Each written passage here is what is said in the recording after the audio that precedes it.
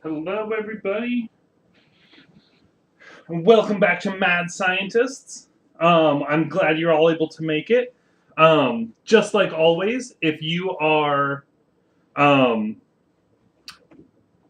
if you are here from one of the middle schools, please either type your name and the school that you're from in the YouTube chat, or you can put a comment on your Google Classroom if you're not be able to be in the chat.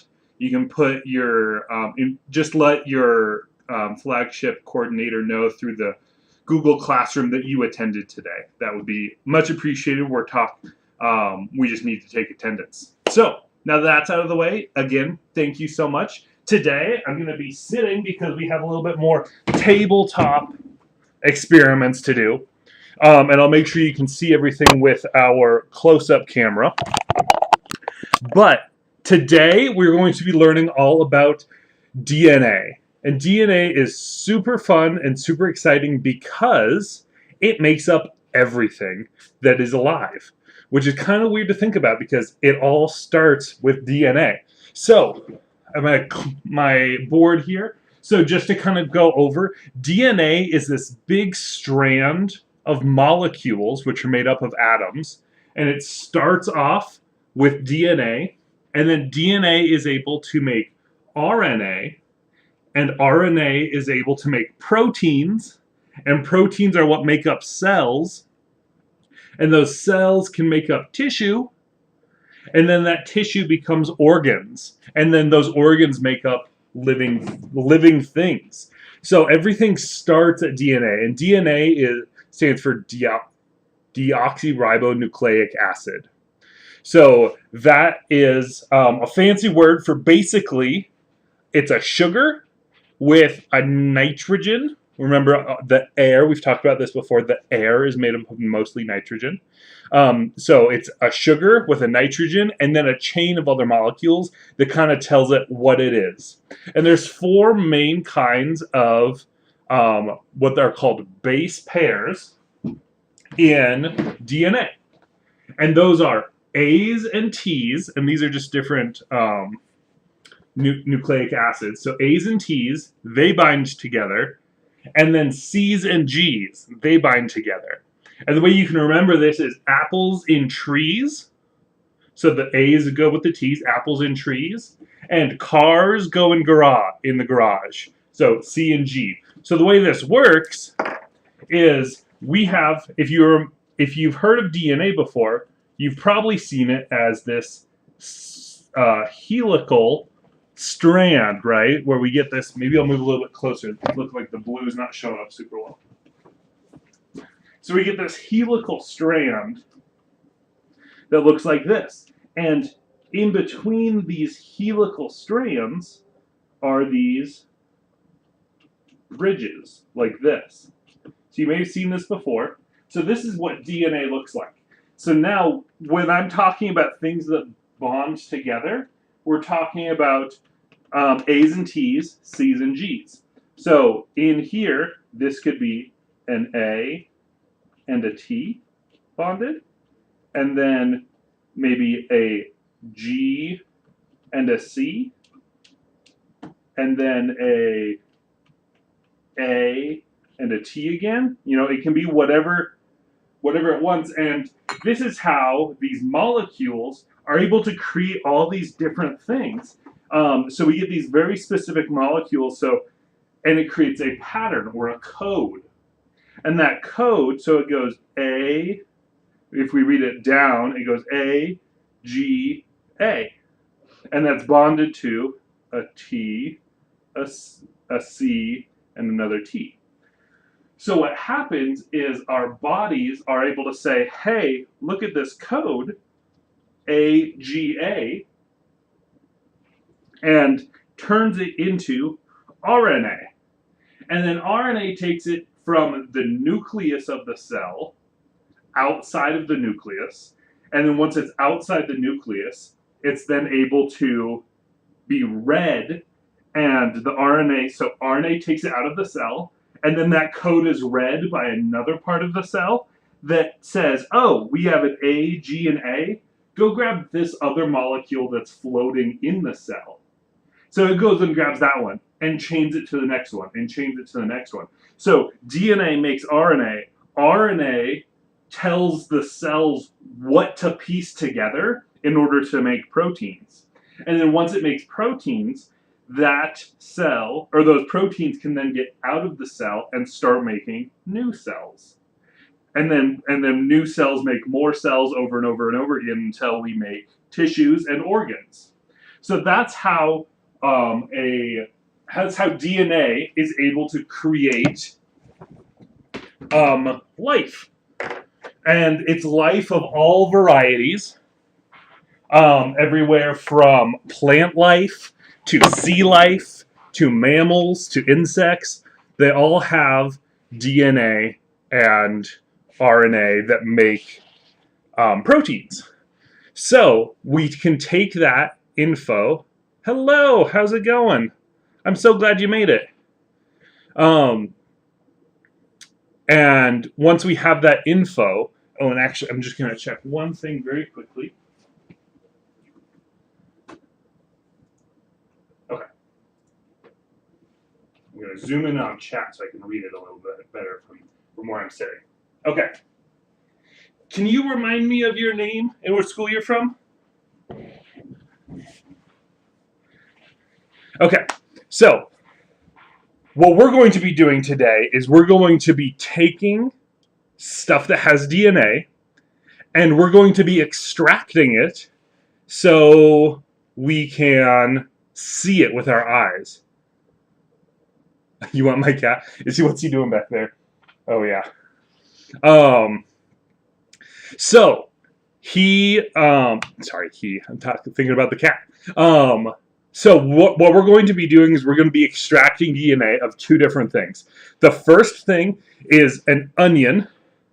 And the reason we're doing an onion is because there's a whole lot of cells in here, whole lot of DNA. And we're going to extract as much as we can. And then after we've done that, we'll be able to see it. And once we can see it, and we get to do it that way, we're then going to do DNA extraction on ourselves. So these are things you can do at home. If you don't have all the stuff now, that's okay. You can always come back to this YouTube video later and watch it. But it's really simple. All you need is your onion. Strawberries or bananas also work really, really well. You need dish soap. You need salt, just regular table salt. If you're doing it, so if you're doing your own DNA, you don't need coffee filters. But if you're going to be doing some kind of food, you're going to want some coffee filters to filter stuff out. And then distilled water works best, but you can use regular water just from the sink. It just might not work as well. And then you need some large containers. So we're going to start off with this onion. So if you were doing this at home, please absolutely get help first cutting up something like this. So I'm just going to chop up this onion. And we don't want the skin because the skin is going to kind of get in the way. And we don't need the ends. But we're going to chop up and peel this onion. And I wanted to do this all together so you can see each step. So I don't have anything prepared except what we're doing.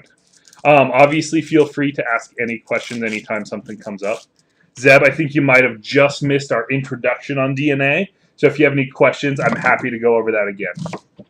So what I'm going to do is I'm just right now cutting up the onion. And we want this as small as possible. So there's a whole bunch of cells. So right here, here's our onion. Oh, I can't. It's a little better.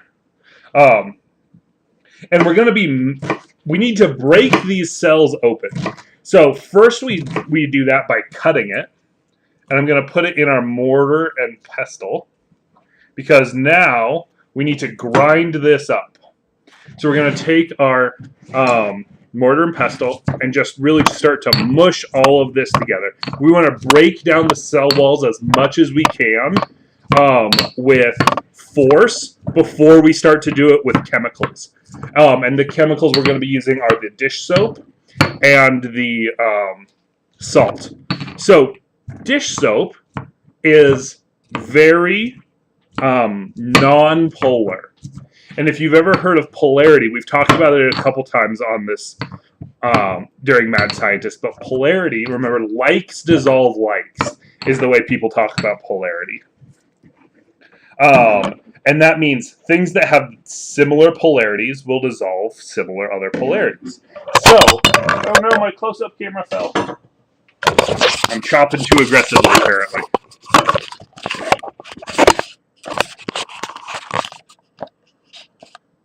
Okay. And if we have time, we'll test some other things. Maybe we'll take a piece of my aloe plant or something like that and try to extract its DNA. I don't even know if you can do that, but we can try. So we're just mushing this onion up as best we can. If you're using, jeez, you know what? I'm going to set my camera up on the side here because I'm wiggling the table around a whole bunch. Okay. So we're just crushing this up as much as we can. We want to break up these cell walls. Cell walls are really tough. So I was talking about polarity. Polarity means things that will dissolve other things. And if you have questions about that, I can go more into detail. But basically, water is very polar. And cells are made up of a polar and non-polar layer. So in order to get inside the cell and break it up, what we need to do is we need to break up that polar non-polar layer. So we use water because it's polar, and which will get through the polar parts, and we use soap because it's non-polar, and it will get through the non-polar parts of the cell wall. And then what we do is we then use salt because salt creates basically an imbalance of water. So we're going to do, and so with that imbalance of water, we get the water inside the cell wants to come out because it becomes imbalanced. And oh geez, I'm making a huge mess. Okay, so we're going to put about a tablespoon of salt in about 100 milliliters of water, which is about maybe close to a quarter cup, not quite that much. And you know what, now that I think about it, we don't want that much water. So we're going to take that and we're going to mix this around. This is just regular salt and water, so I feel okay getting it on my hand. And we're going to shake that up really, really well. And then once we have that, so there's our salt water that we just made. We also made a huge mess. But again, like I say every week, if you're not making a mess, are you really doing science? Okay, so we have our pulverized onions. We have our salt water. And then we're going to add our soap. And we don't want this to get super bubbly, but we do want it mixed together. So we're going to take this and invert it a couple times. So we're just going to go up and down. We're trying not to create any bubbles, but we just want an even mixture. And you can see it's turned blue. If you have clear soap, you're going to want to use some food coloring for this to help you see the DNA better once it comes out. Okay, so now we're going to keep mashing and mixing, but now we're mixing and mashing inside this soap and salt water mixture. So now that we're doing that, it's breaking down those cell walls even further, and it's getting more and more of those cell walls to break apart and release the DNA, because remember, the DNA is on the inside of the cells. So we're just going to keep mixing, keep mashing.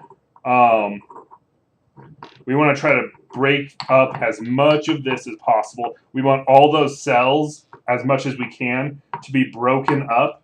And you know what? I'm going to sprinkle a little bit of more salt on here, just because the grittiness of undissolved salt is going to help as well.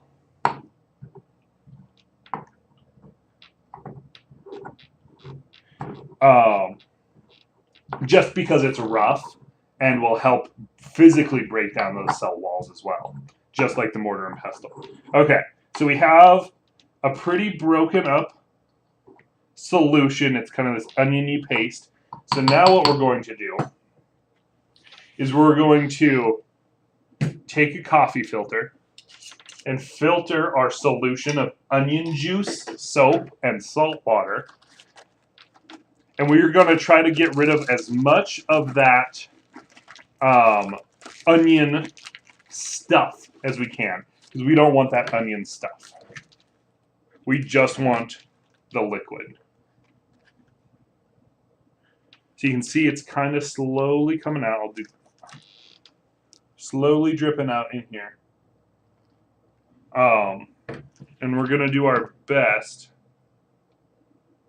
to get as much of this liquid out as possible and leave behind all the onion chunks.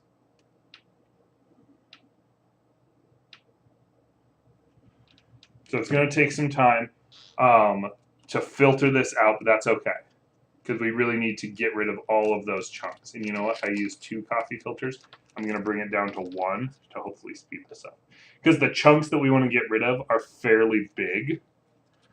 So just 1 coffee filter will do, and I accidentally used 2. I'm spilling. So DNA, like I said before, deoxyribonucleic acid. It's the building blocks of life. It makes up all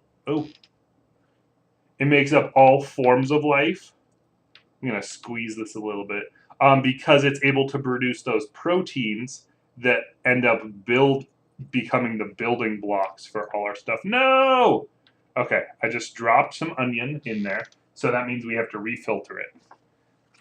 So I'm just going to get 1 more, and we're going to redo this. But this time, I took out some of the onion. It's never a bad thing to restart if you think you've messed up. Science is all about trial and error. So if you mess up once, that's okay. We just restart and move on. Science is 95% failure and 5% success. And that's not something that's talked about very often, and I really think it needs to be talked about more. Most science does not succeed. Even professional scientists, most of their time is spent not getting their things to work correctly. But when it does work correctly, that's where we make breakthroughs in science.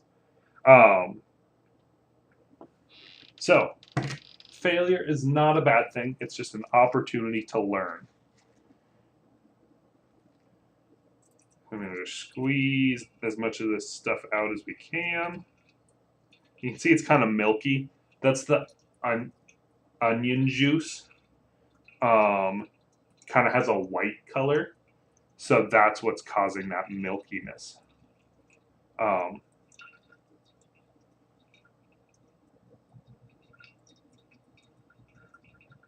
And if you can, try to do it down the side of your cup in order to avoid any bubbles from forming. Okay, so there we have that. I'm going to grab some paper towels because I'm kind of messy. And now, actually, I need to go grab one other ingredient. And our last ingredient for this is 95% isopropyl. And the reason I have to grab it is because it has to be freezer cold. So we freeze the alcohol, and I can bring, I got some, because we need it to be really, really, really cold. So I'll bring the close-up cam a little closer now, so you can see all of this. And what we're going to do is we're going to switch containers. So I'm going to pour all of my blue onion juice, in here. And try to leave the bubbles behind as much as I can. And now, in fact, I think I'm going to get some food coloring to dye that even darker. Because the darker it is, the easier it is to see.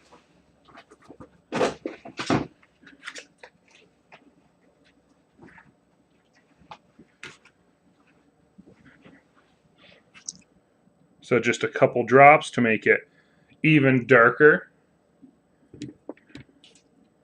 Right, swirl it. Okay, good. Now, again, we don't want I'll tilt it down a little bit more so you can see that a little bit better. So now what we're going to do is we're going to carefully pour our 95% isopropanol, which is rubbing alcohol, into this, and we're going to create a layer. We don't want these to mix, so we're going to slowly pour it in and try to create this layer of alcohol on top.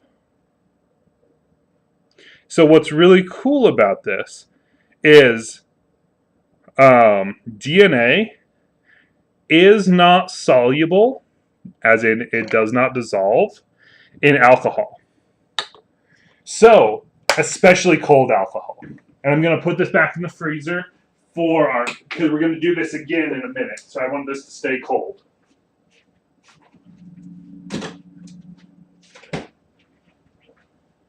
So if we give this some time, in fact, I'm going to go get a stick to poke at this with.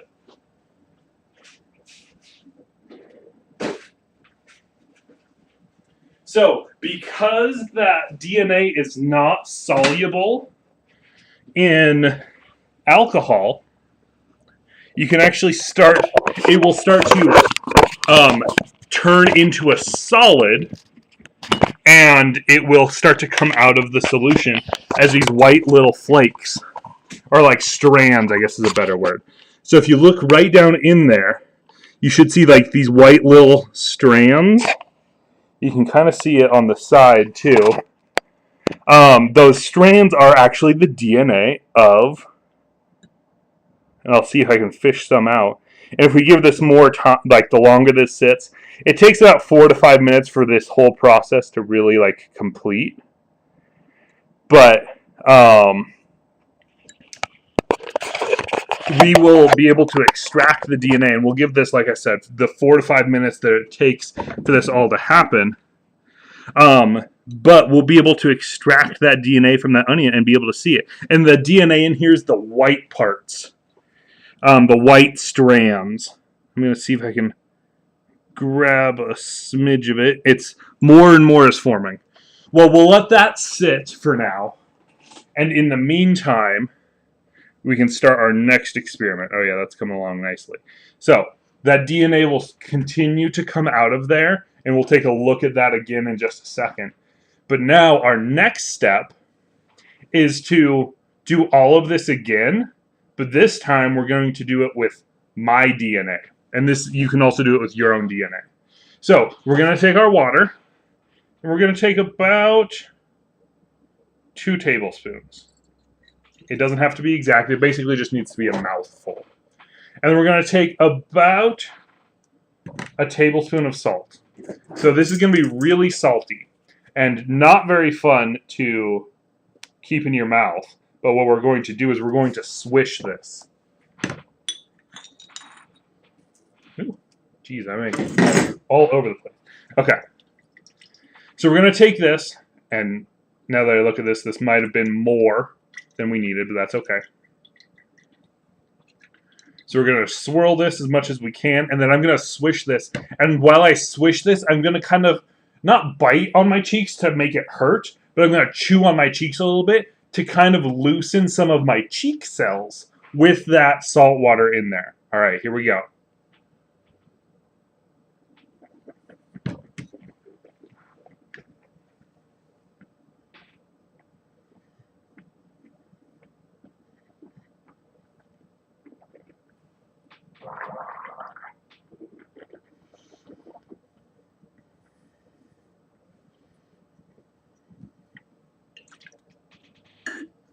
And then you spit it back in. Gargling helps. I'm going to get some water, because that was really salty.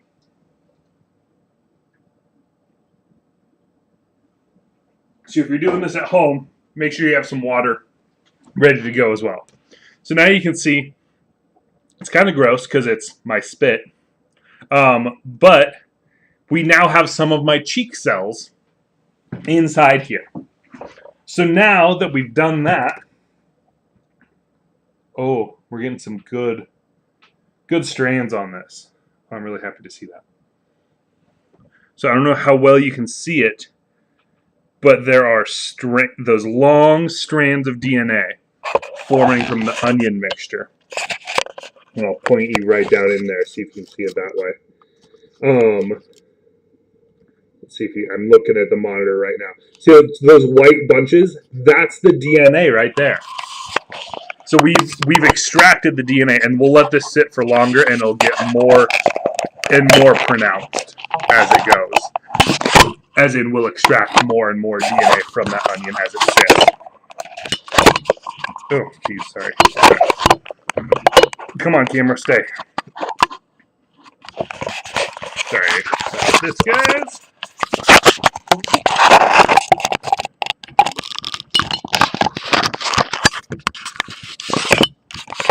There we go. That's a little better. Okay. So, again, here's another close-up view of that DNA, those white strands. That's the DNA. We've extracted the DNA from an onion. So now let's extract it from me. So we have the salt in here. So now we're going to add our soap after we've mixed it all together with our spit.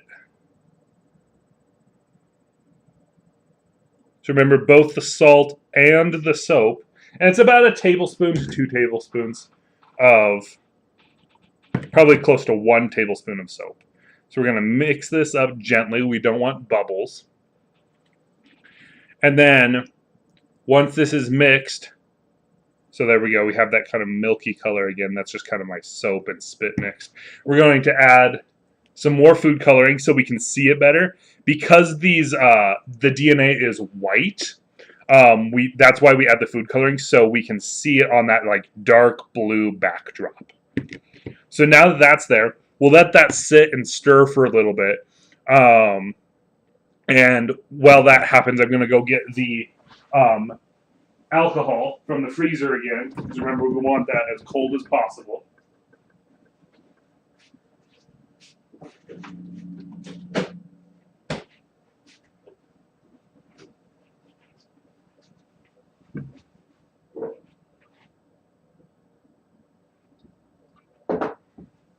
Okay.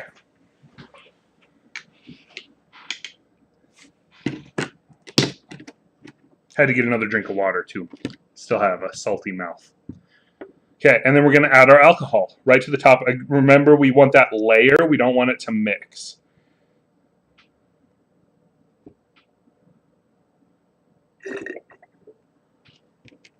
And now we let that sit. So it's sitting like this, again, just like, and you know what, I'm going to try to fish out some of these DNA strands. Yeah, there we go.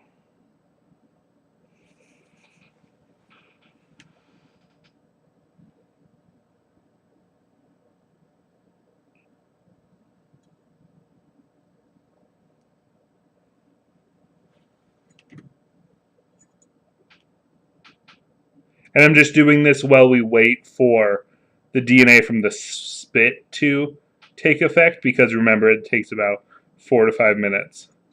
So it's not being super well behaved. Maybe I'll give it a stir. See if we can get those to come up to the top. So again, bananas and strawberries work really well as well. So we'll let that settle. This one, oh, you know what? We're already getting some. So, oh, my big camera just turned off. Let me fix that. I just heard it.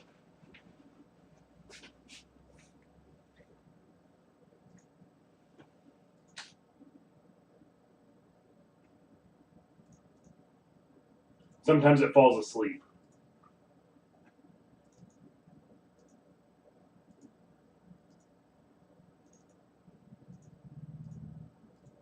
There we go.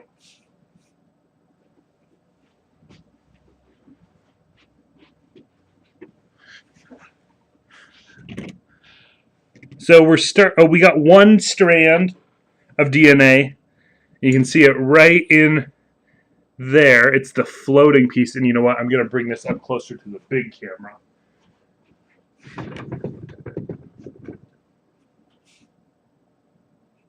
Come on, focus. There we go. Okay. So right in there, all those white particles, that's DNA on the top layer. So that's my DNA we just extracted from my cheek cells. I'm trying to bring it around. There's a really big strand. Want to focus again? So this is definitely something you can do at home. Super easily. So that right there, that big strand, right there, that's a big strand in my DNA. So something you can definitely do at home. I highly encourage it. It's really fun because how often do you get to say, hey, I have seen my own DNA? So since we have a little bit of extra time, I think what I want to do is I want to try this on an aloe plant that I have. So we'll just extract another round of DNA just like we did the onions and see if we can get that DNA to come out as well. So I'm just cleaning up our onion mess really quick.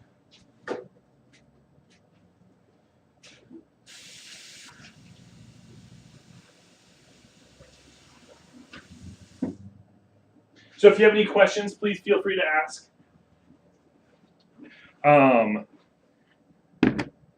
Okay, so aloe plant.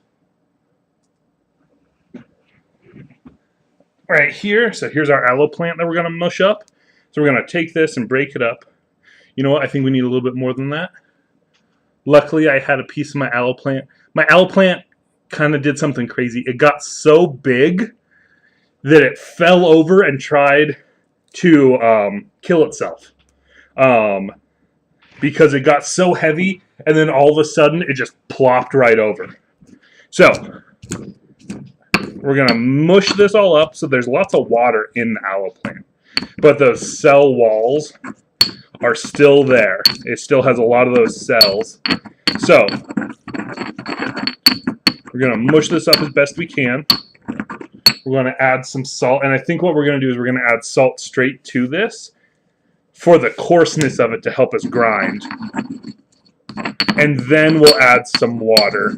And you can see it's already kind of creating a paste. That's because aloe has a lot of water, like I said. So we're just breaking this up as best we can, trying to dissolve those cell walls with the salt, break them down. It's a nice paste we got going. And now we're going to add some water. And you can see you don't have to be super precise. The first couple times I recommend you follow the measurements really closely so you can get an idea of what kind of volumes you're used to. But once you know what will fit in your containers and stuff like that, you can kind of play around with it and find out what works best for you. So for us right now, we're just adding all of this, and we're just going to do the food coloring now too.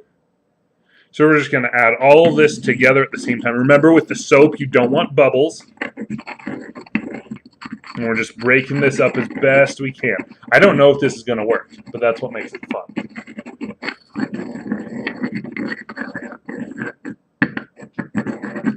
So again, if you're tuning in for Flagship from a middle school, please, if you haven't already, put your name in the chat. Or if you don't put your name in the chat, because you can't use the chat function, leave a comment on the Google Calendar. Or not Google Calendar, sorry. Google Classroom. This needs a little bit more water. It's kind of thick. You leave a comment in the Google Classroom so we know that you attended today. So the reason I was concerned that it was thick was because, remember, we need it to float to the top when we add the alcohol. So the fact that it was really thick meant that it might be hard for that DNA to float to the top.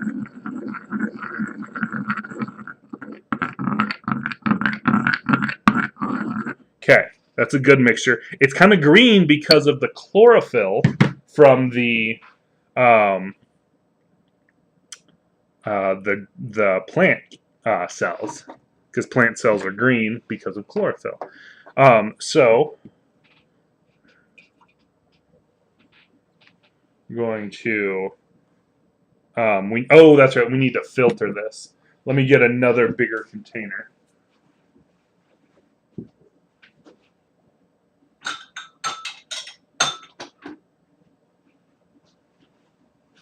So remember, we want to get rid of all the green goop and anything that might be a solid. So we're going to filter out all the solids as best we can.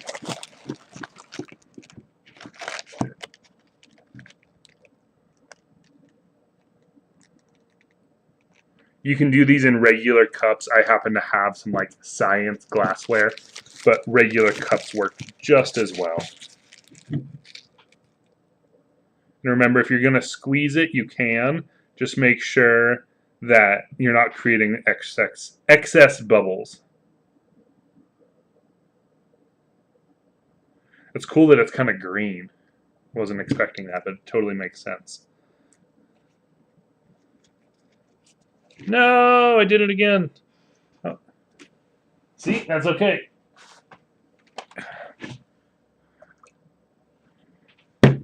Because remember, failure just means you're doing good science. Okay, we're going to be a little bit more patient this time. Well, we can fit it all at once, too, this time around. Okay, so we're just filtering out all of this goop, all the liquid. I don't know if the structure of the aloe is going to change this. I'm excited to see what we get as a result. So we're going to just pinch the top closed and kind of gently squeeze against the side in order to get all of those juices filtered out through the coffee filter, but leave all the solids behind.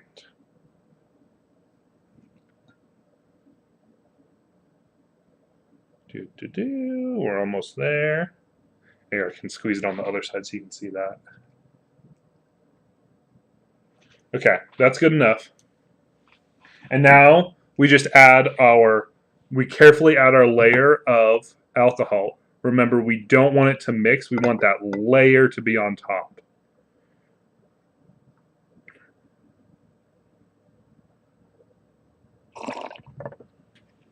Okay, there we go. So now that has to sit for a few minutes. And while we wait for that, I'm glad that turned green. Let's look back. So here's our spit one, I think. No, this is our spit one. This is our onion one.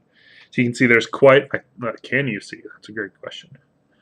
How about write down all those white chains in there, all those white specks? That's our DNA from our onion. And then here's lots of DNA from the spit. All those white strands in there are spit DNA.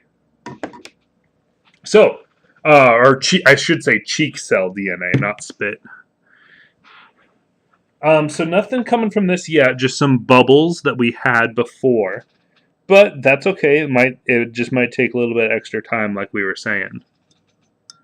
So, can you think of anything you might like to test DNA for? If it has a cell that has a cell wall, this process will work.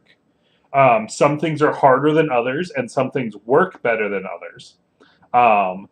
Big, juicy fruits, like strawberries or blueberries, work really, really well. Bananas, because they're like that kind of... they have that almost like meatiness to them. Those strands of banana, those pack a lot of DNA that you can easily extract.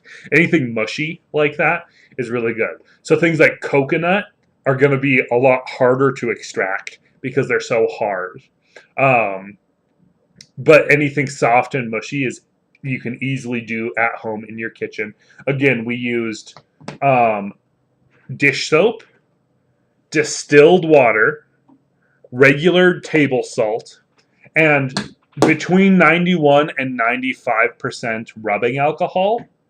And you have to chill this in the freezer for at least a couple hours before you use it. Oh, it's working. So it's hard to see yet for you guys, but since I'm here in person, I can see it a little bit better. We are extracting the DNA from that aloe plant, and it's working really well, actually. I'll try to grab a couple strands of it. The reason we want it cold is because it will dissolve better in warm liquids. The DNA will. So because we don't want it to dissolve, we want it to stay that solid form, we use it as a cold liquid instead. Let's see if I can get a good close-up for you guys.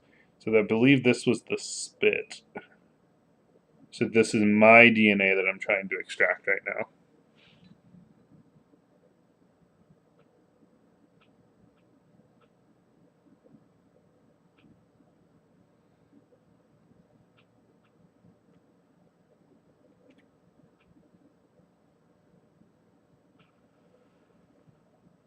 So obviously when the DNA is a solid form, it has died. It's a process. Well, depending on how you just determine death, there's no life in DNA strands. But it's not functional anymore because there we go. I think I got it.